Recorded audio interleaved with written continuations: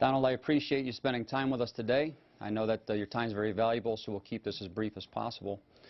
First of all, we want to congratulate you for all your success and to let you know that we're very excited about you coming to our ACN International event sometime in the future.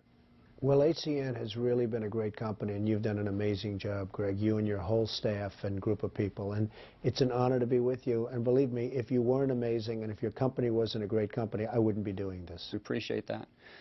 One of the key questions that always get asked of us is, why do we keep doing what we're doing at this level of success that we've experienced, which pales into comparison of what you've experienced? What keeps you going? What wakes you up in the morning? Well, I do it because I love it. I really love getting up in the morning and going to work and going through the wars and the battles and the victories and sometimes the defeats, but you turn the defeats around. I just love what I do. And if I didn't, I wouldn't do it. I would stop immediately. I always tell people you have to love it, and if you don't love it, you're not going to be good at it. But just like you and your top people, I guarantee you love what you're doing. Otherwise, you wouldn't have built ACN into a great company. We really do love it. One of the things that really drives me crazy, it may do the same for you, and I just want to get your perspective on it, are people that you come in contact with that you just see have so much potential that are just going unused.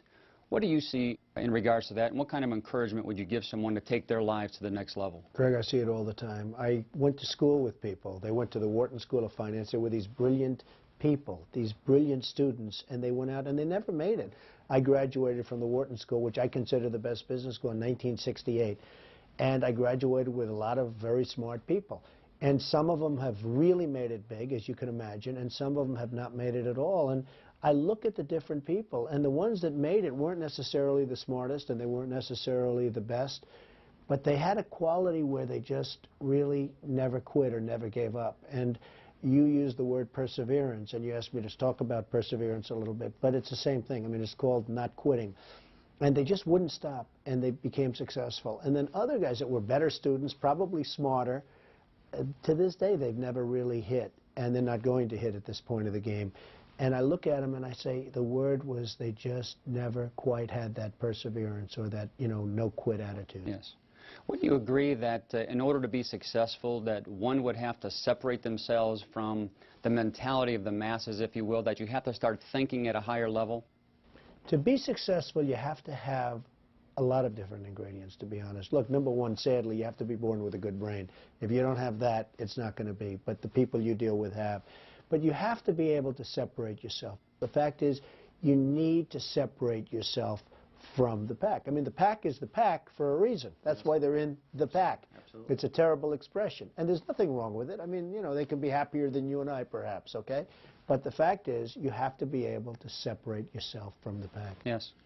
One of my favorite sayings is that you cannot be 99% committed to something or anything and have it work. You have to be totally sold out, totally committed, totally excited about what you're doing. Is that the same feeling you have in business as well? Well, it is, and I think with one little caveat, Greg, you have to be able to make that little detour every once in a while, because, I've known people that are 100% committed to an idea and a concept, and if new technological advances come along, ACN comes in with something else, or whatever it might have, you have to be able to sort of flow with that current and go with it. You can't just say, gee whiz. I mean, I've known people that were 100% dedicated and committed to a concept. When they had to make the change in course, they weren't able to make it. So the 100% dedication is absolutely imperative, but you still need a certain flexibility to go. The boxers have an expression, you have to go with the punches. And there are a lot of punches in what you and I do, and you have to be able to do that. Absolutely. How about belief in what you're doing?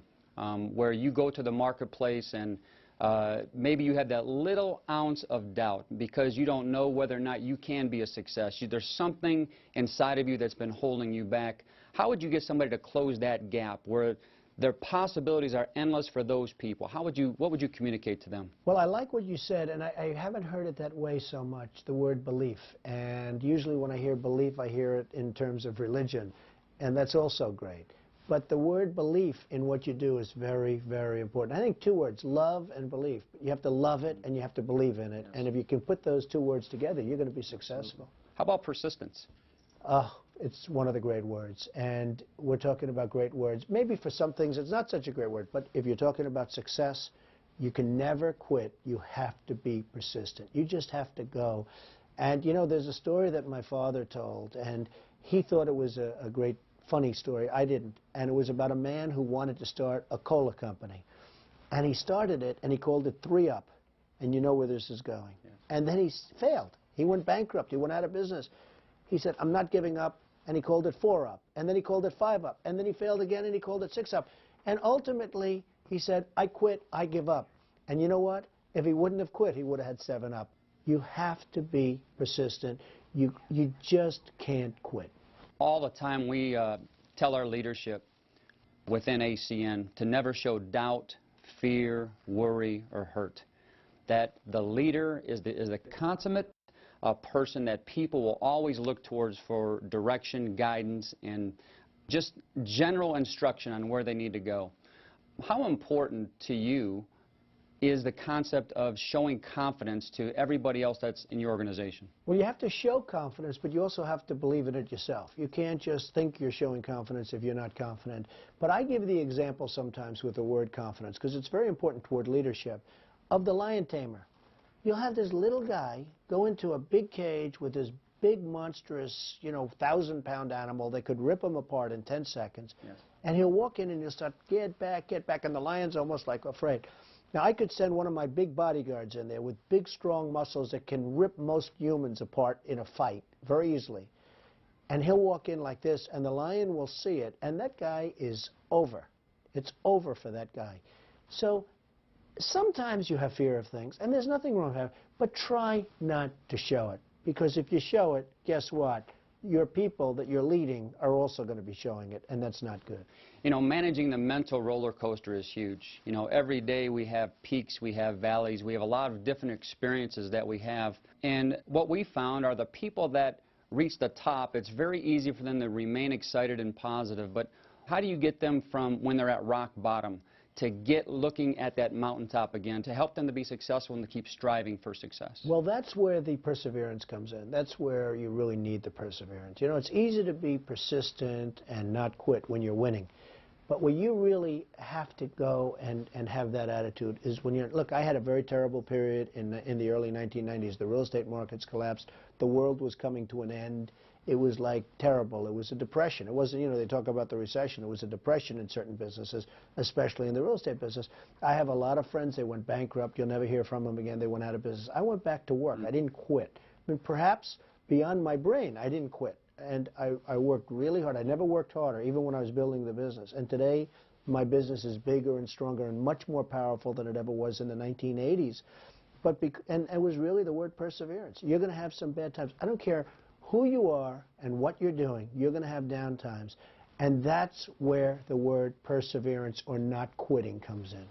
You know, we talked about the masses.